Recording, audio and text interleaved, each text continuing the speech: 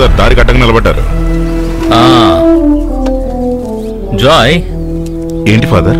ఈ పాప ప్రక్షాళన రహస్యం అనేది జీసస్ కి ఫాదర్స్ కి మధ్య ఉన్న ఒప్పందం. దాన్ని బయటికి చెప్పకూడదు. అది నాకు తెలుసు ఫాదర్. ఓ, అలా అయితే ఈ తిరునాళ్ల జెండా ఎగరేసే ముందు నేను నిన్ను సిలువలో ఫిక్స్ చేస్తాను. అక్కడి నుంచి నిన్ను అలానే జైల్లో వేస్తాను. పాప ప్రక్షాళన రహస్యం బయటికి చెప్పకుండానే. ఏంటి? నిజం చెప్పాలంటే ఈ ఊరి ఫాదర్ విన్సెంట్ మీద నాకు చెప్పలేనంత గౌరవం ఉంది. కానీ నాకు సాదా సీదాగా ఉండే విన్సెంట్ మీద నాకు ఏమాత్రం గౌరవం లేదు.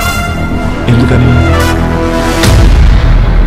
అందుకే ఈ ఫాదర్ విన్సెంట్ని ఎప్పుడు ఆ ప్రభువు కాపాడుతూ ఉండాలి.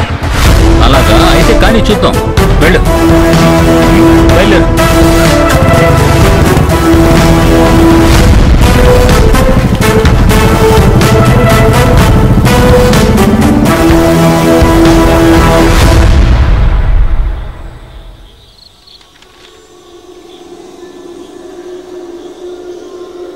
అన్నా, రేపు మీరు మా ఊళ్ళో ఉన్న మా ఇంటికి వెళ్ళండి. నేను వాళ్ళకి ఫోన్ చేసి చెప్పాను. వర్గీస్ అన్న 15 లక్షల రూపాయలు ఇస్తారు. అన్నా, ఒకసారి మీరు నాతో ఒక స్థలం కొనాలని చెప్పారు కదా? అవును. మన వెళ్ళనన్న పొలంలో ఉన్న కొంత భాగం మీరు కొనుక్కోండి. సరే. అందులో పంచాయతీ వైపు ఉన్న తూర్పు చూస్తూ ఉన్న 12 సెంట్ల భూమిని మీరు కొనాలి. అర్థమైందా? 12 సెంట్ల భూమిని రేపే రిజిస్ట్రేషన్ చేసుకోండి. నేను వెళ్ళానన్నతో చెప్పేశాను. సరే. పొద్దున్నే రెడీగా ఉండండి. నేను ఏటి ఒడ్డుని వదిలేస్తాను. ఎవరైనా ఎక్కడికి వెళ్తున్నావు అని అడిగితే అది నేను మేనేజ్ చేసుకుంటానుగా. పట్నంలో ఉన్న మా అమ్మాయి ఇంటికి వెళ్తున్నా అని చెప్తా, అంతే అయిపోతుంది. మన తిరునాళ్లకు ముందు ఈ దీవిలో ఒక సిలువ వేసే పండగ చేసేలా ఉంది. జీసస్, చాలా రోజులైంది మంచి మాట విని సంతోషపడి.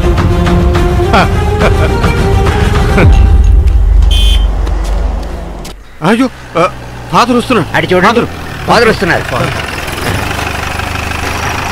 ఏంటి, ఎందుకు భయపడుతున్నారు? అది పంచాయతీ బిల్డింగ్ పైన ఆ రూమ్. చెప్పు. అద్దె గురించి మాట్లాడుతున్నా. ఒక మంచి పార్టీని తీసుకురావాలి. అలాగే. అర్థమైందా? ఫాదర్, ఒకసారి కిందకు దిగండి, మీతో మాట్లాడాలి. ఏం కావాలరా? దిగమని చెప్తున్నాను కదా. విషయం ఏంటంటే తాగుడు వ్యభిచారం లాంటివి ఏం చేసినా నా తమ్ముడు ఇక్కడ షాపుని గౌరవంగా రన్ చేసేవాడు. మీరే వాడిని కొట్టి తరిమేశారు. వాడక్కడికొచ్చి 2 రోజులు మాత్రమే ఉన్నాడు. ఇప్పుడు వాడు ఎక్కడికి వెళ్ళాడో తెలియట్లేదు. కాల్ చేస్తుంటే లిఫ్ట్ చేయట్లేదు. మీ వల్లే వాడు తలదాచుకునే పరిస్థితికి వచ్చాడు. చర్చి ఫాదర్ లా ఉండాలి. అర్థమైందా? నా తమ్ముడికి ఏదైనా జరగాలి. నేనేం చేస్తానో నాకే తెలీదు. రే స్టీఫా, నీ కూతురికి ఎన్నేళ్ళు ఉంటారా? 1 సంవత్సరంన్నర ఉంటుందా? తనకు అన్నం తినిపించడానికి చెయ్యి ఉండాలనుకుంటే చెయ్యి, లేకపోతే ఇంకొక చేత్తో తినిపించాల్సి ఉంటుంది. నీ తమ్ముడు ఇక్కడ ఓవర్ చేశాడు కాబట్టి అలా చేశా. వాడెక్కడికో వెళ్ళిపోతే అది వాడి కర్మ. ఈ దీవిలో కేవలం ఫాదర్ విన్సెంట్ మాత్రమే నీకు తెలుసు, అంతే కదా? మూసుకొని పోరా. నీ బెళ్ళం ఇచ్చే టీ తాగి నీ అబ్బా వర్గీస్ అడగరా విన్సెంట్ కొంబన్ ఎవరని. అప్పటికీ సందేహం తీరకపోతే 7 గంటలకు చర్చికి రా. వెళ్ళొస్తా.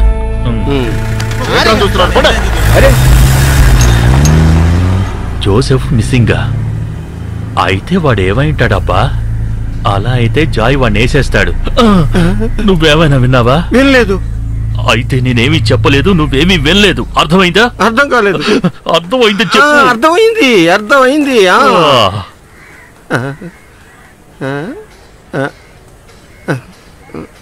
తీసుకొచ్చాను సార్. ఓహో, అన్ని కరెక్ట్ గానే ఉన్నాయిగా? అన్ని పేపర్లు ఇందులో. ఫాదర్, మేము వెళ్ళొస్తాం. వెళ్ళండి. సరే, మేము వెళ్ళొస్తాం. సరే, వెళ్ళండి. మంచిది. అది లంచం తీసుకునే పార్టీ. పని దానంతట అదే జరిగిపోతుంది. ఇది పెట్టుకోండి సార్. పెట్టుకోండి, పర్లేదులే. మంచిది. మళ్ళీ కలు. అన్నా, ఇలా రండి. వస్తున్నా. అరే ఆగు, నేను వస్తున్నా. ఏంటి ఫాదర్? నేను సునీల్కి చెప్పాను మనం కొన్న స్థలం చుట్టూతా కంచె వేయమని. సునీల్ కాబట్టి ప్రాబ్లం లేదు. మట్టి రాయి అతనే తీసేస్తాడు. బాగా లోతుగా తవ్వి కట్టమని చెప్పండి. 2 రోజులు వర్షం పడితే ఈ పొలంలో నీరు వచ్చేస్తాం. ఒక పని చేయండి, రేపే పని స్టార్ట్ చేయడానికి ప్లాన్ చేసుకోండి. ఎందుకు లేట్ చేయడం? ఏమంటో ముత్యాలు? అవును, కంచె వేయటం ఎప్పుడూ సేఫ్టీనే. అలా ఉండటం చాలా మంచిది. అప్పుడైతే ఏ దొంగల భయం ఉండదు. ఆ దొంగ విధవ ఏదో ఒక రోజు తప్పకుండా దొరుకుతాడు ఫాదర్. సరే అయితే నేను వెళ్ళొస్తాను. సరే అయితే మళ్ళీ కలుద్దాం ఫాదర్.